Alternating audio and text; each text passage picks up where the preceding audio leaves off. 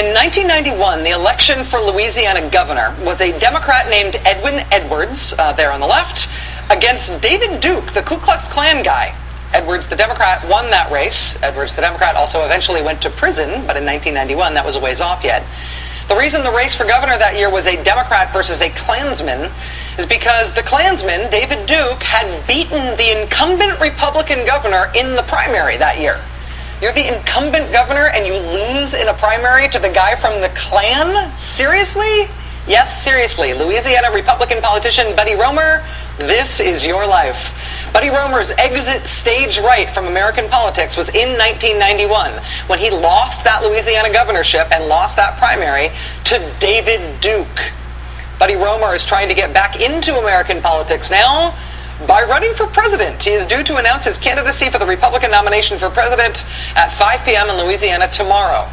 For the record, and maybe just to annoy Buddy Roemer, David Duke himself is reportedly also considering getting into the presidential race this year. Eve Conant writing this week at the Daily Beast that David Duke, the Klansman, this month is launching a tour of 25 states to explore how much support he can garner for a potential presidential bid. Yeah. Want to go further down the rabbit hole with me on 2012 politics just from today's headlines? I can keep going.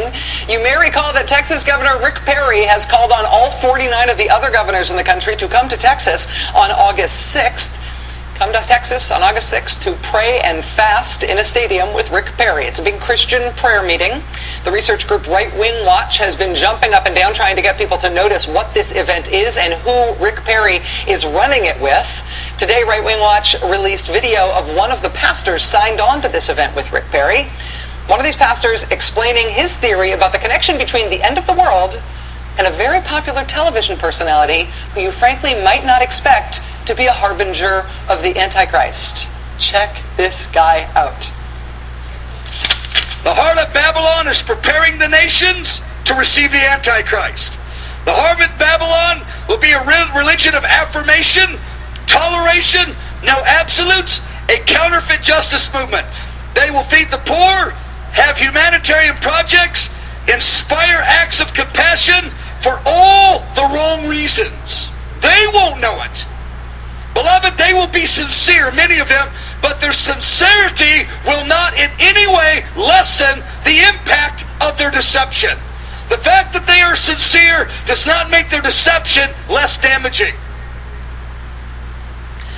I believe that one of the main pastors as a forerunner to the harlot movement, it's not the harlot movement yet, is Oprah. Is Oprah? Really? Really?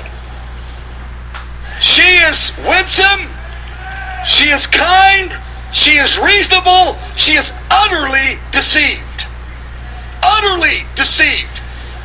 Oprah Winfrey, harbinger of the Antichrist. Rick Perry's campaign for the presidency, ladies and gentlemen.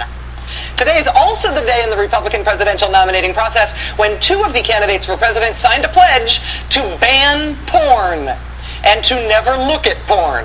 A right-wing Iowa group that really wants its name to be said on national television is demanding that all Republican presidential candidates sign its pledge to ban pornography, to never look at pornography themselves, which might make enforcing the ban awkward. I don't know, I can't risk looking at it. They have to pledge to not cheat on their spouses. They have to pledge to declare that people are gay because people choose to be gay. There's something in there about intrusive, intimate commingling among attracteds. Also lots of stuff about Sharia law and banning abortion and making divorce harder. Do you ever get emails that start off kind of normal, like, I'm upset about monetary policy or something, but then there's like this drift into all capital letters and the punctuation goes all freeform and jazz styly, and then all of a sudden, before you know it, it's the Bilderberg Group and the Trilateral Commission, and I saw this thing on Alex Jones that has me really upset, and then there's 30 pages of footnotes. That's this pledge. That's like this pledge that Michelle Bachmann and Rick Santorum both signed today in Iowa. The footnotes alone, pages of footnotes about anal incontinence and the debasements of Judeo-Christian heteromonogamy and demographic jihad. It is amazing. One of the things this thing says in its preamble is that black children grew up in more stable homes during slavery. If you took a cracked pot and you cracked that crackpot, you would be approaching the level of crackpottery we are talking about here. But Michelle Bachmann, running second in Iowa and in some polls second nationally, signed this pledge today. So did Rick Santorum. And Tim Pawlenty is reportedly mulling it over seriously.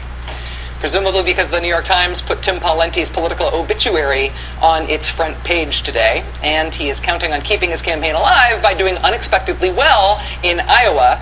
And this anal incontinence, I promise I'll never look at porn thing is what Republican presidential politics are like in Iowa this year. This is what it is like this year to run for the Republican nomination for president. Welcome, Buddy Roemer.